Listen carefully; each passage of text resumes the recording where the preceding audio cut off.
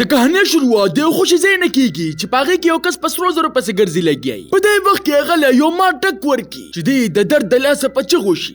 د مار نه تصویر غستو د پاره موبایل روباسي چې لړ چې دوه د وجه هغه ته نو غورځيږي. هغه هوی چې دا داسې مار دی چې یو څو منټه کې مړ کولی شي. هغه د جیبا چاکورو باسي او زخم پیوشلی او بیا په خله باندې ته وینا راخل شروع کی چې په دې وخت کې په د باندې سر ګرځیدل شروع شي. د پسناسه طریقې سره په ګډ وډ حالت کې ځان د ځنګل روباسي او کور تراشي چې کور ته پراتلو سره زهر پکې خوارش یو رو غورځيږي. داغه په خلو کې لټ پد خپل پړسېدل لاس ته پام شي او بهوش شي. درته څنګه سترګې وغړيږي نو پستړي حالت کې را پاسي چې خپل لاس ورته را یاد شي. داغه لاس داسې ټیک ټاک کاریږي لکه چې مار هډو خوړلې ني. د حیران پاتې شو هسپتال ته تلو د پاره د گاډي خواله راشي چې د گاډي په لیدو سره د نور هم حیران شي. هغه ښه بسقا ولاړی او د داسې لګي وی کچره دا مانن مینځلیو. دا څنګه ښه شو د گاډي صفاګي هسپتال ته پکې روان شي چې په لار کې د تعجب غونته احساس وشي. هر خوا خاموشي وي او د بنیادم پته نه لګي. د څنګه د هسپتال خواته ورسي نو ټول دکان نه کولوي او خلک په سړکونو مړ پراتی.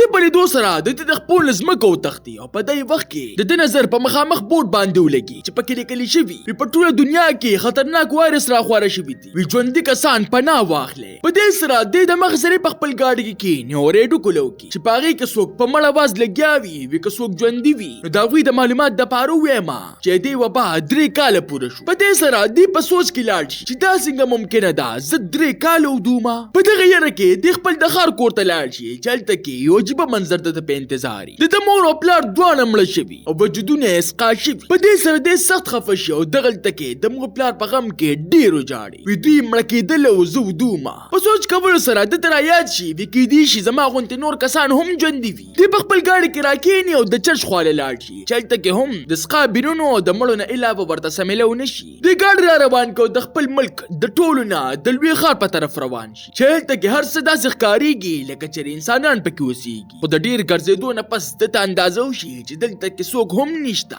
د په یو غټ هوټل کې پناه واخلي چې ته کې داسې مزه کوي چې په خپل وخت کې د داغي سوچ هم نشو کولی. د شراب سکي لګي چې په دې وخت کې په د باندې څوک आवाज وکي. د سخت یریږي چې د پلی دوسر جنې ورته وایي وی زه هم ستا په شان انسان یم چې په دې وخت کې دا جنې پلار ورته خبرونه وخایي چې پاغه کې 3 کال زول منظر خو د کیږي. په کوم وخت چې د دوی په ملک کې 50 لکه خلک مړ شوي. هغه ورته وایي وی دا هر څه د یو ماشوم د وجې شروع شو. ساينسدانانو په تجربه کوله خو ناکامه شو او دا غوي د وجې بلها بي ګناه خلک مړ شو. د دې نه د پوسو کې وی تاسو څنګه بچ شوي چې غوي ورته دې په جواب کې وایي وی کې دی شي مون خوش قسمت یا زمون په وجود کې داسې طاقت دی چې جراثیم ورته هیڅ نشي ویلي. په دې سره جنې ورته په خپګان کې وایي په داسې قسمت باندې د نالت شي. ها بوډا دته وایي وی سکول بغواړي کې دې شي زمون غونته نور خلک هم ژوندۍ وي. دا وسایل د ختمېدو والدي. په دې سره د مازه خراب شو په غوسه کې په خپل گاډي کې راکېنی. ها گاډي په اخر سپیډ کې روان کړي چې په دې وخت کې د مخلا یو سپی راشي. لسته بلی دو سره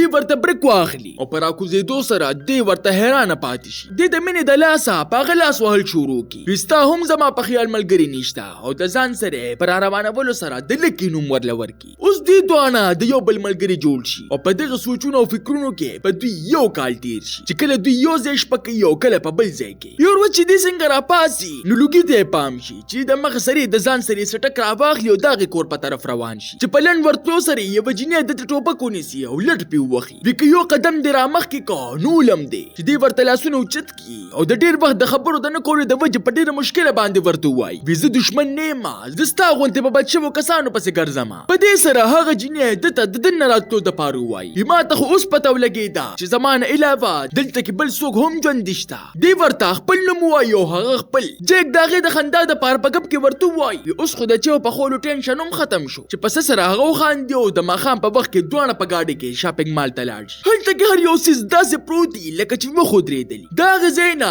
دوی هغه سيزونه روچت کی په کم کې جسنا سټیم پاتو. په غزې کې هم دوی ته مړ ملو شي چې دوی په ځان ناغرض کیو کور ته پراتلو سره بي ځان له هغه سيزونه پاخه کی. دوی په خورا کې یو بل سره د مزه خبرې کوي. جګ ورته وای وي مونږ بچ شوو. دا یو وجه دا کې دی شي چې زمونږ وجودونه خاص دي یا کې دی شي سبل څه چې جنې برته وای وي دا هم کې دی شي چې د نور خلکو نه خدای ناراضه شوو. دا خبره ځکه کومه چې د جراثیمو زیاتره انسانانو وجلو زناور دغه سي ګرځي. د ځان د پاره یو کور منتخب کی بوټي پکې وکړي او ورسره د یو بل خیال ساتلوم شروع کی. یو ورځ جنې د تازه غوخه د خوړلو خوای ظاهر کی چې په دې سره د په سوچ کې لاړ شي. زه به دې له اوس زناور چرته کې ګورم د جنې په تپوس سره دې ورله هیڅ جواب ورنکي او د کتابونو نه اندازه لګول شروع کی چې په دې علاقه کې زناور چرته کې اوسېږي. دې اخر یو غوی وویني او په ټوپک باندې راوغورځي چې د ماښام په وخت کې د غوښې د راوړلو نه مخکې مګې را شروع شي چې جنې په ډزو باندې خوا کوي. دوی په ډرم کې ځان دپاره غوښه پخه کړي او هډوکي پیشوګانو ته واچوي. وخت تېرېږي او په دې کې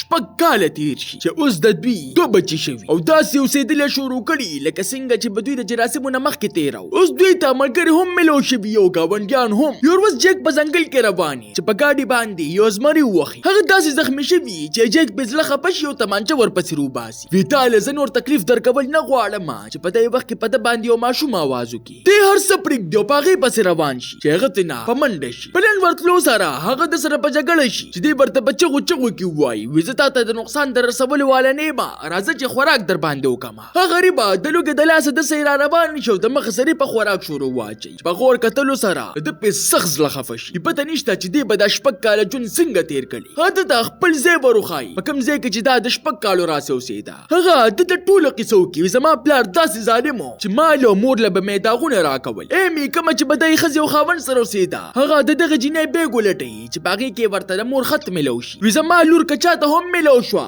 دا ما ډېره نیازبینه ساتلې ده د خدای دپاره دې خیال وساتئ. په دې سره هغه دې سره خبرې شروع کړي خو د هغې په زړه کې داسې یري چې چا سره هم خبرې کول نه غواړي. وخت تېرېږي او اوس د دوی نه پوره خاندان جوړ شي. دوی د خپل ځان دپاره یو وړه دنیا جوړه کړي. یو ورځ دې د خپل زوی سره په لوب وي چې په دې کې د دوی ټلۍ سره د چا خپه ولګي. په دې سره دې زوی ښځې له ورکړي او تمانچه راواخلي. ښځې هم ټوپک راواخلي او ده سره را روانه شي چې په ځنګل کې دوی ته یوه ښځه او د هغې خاوند میلو شي. موږ دلته کې په تاسو پسې نه بلکې په خپل ماشوم پسې راغلي چې روږ شوی دی رانه. هغوی ته دغلته کې ماشوم میلو شي چې دې نه پس دوی ورله خپل کور ته د راتلو دعوت ورکړي چې پس سره د دوی دا خاندان اوس په یو وړوکي کلي کې بدل شي. داسې لګي که چې د دنیا په خپل زوړ رنګ کې واپس راغله. یو څو ورځې پس جک ټولو ته وایي دلته کې خوراک په ختمېدو دی موږ له پکار دی چې دې ځای نه بل خوا لاړ شو چې په دې سره دوی د دغه ځای نه ځان سره بد شوي خوراک راواخلي او په خپلو ګاډو کې د بلې علاقې په طرف روان شي. په دې کې د هغوی نسل ورته ورپسې واقعېدو شي او وخت تېرېدو سره جک هم په بوډا کېدو شي چې خپل زلمي زوی له هغه سټک ورکړي په کوم باندې چې به د په یو وخت کې سره زر کتل. وي بچي دا یو تاریخ لري. تاسو ته دا نانۍ کهاني څنګه ولګېده ما ته خپله قیمتي رایې په کمنټ کې ضرور راکړئ. ملاویږو به په یو نوي ویډیو سره ما له راکړئ اجازت. بای بای.